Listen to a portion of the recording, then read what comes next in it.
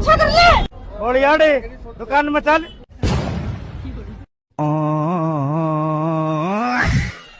भाई साहब करवाना था स्कूटर ठीक। स्कूटर ठीक करा जी। अच्छा और क्या क्या करो हो? सारी स्पोर्ट्स बाइक का काम करा जी। है BS6 का काम करा।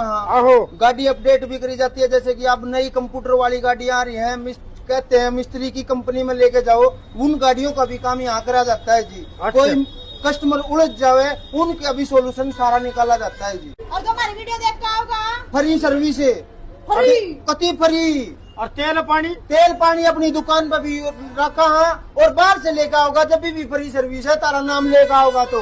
और अपनी दुकान का क्या नाम कड़ा है बताए दे। अपनी दुकान का नाम है उड्डा वर्कशॉप है, बांगड़ से पुल से उतरते ही रोहतक में। हाँ तो भाई रोहतक में अपना बांगड़ पुल उतरते ही उड्डा वर्कशॉप पाओ और विजिट करो। राम राम जय जय भारत।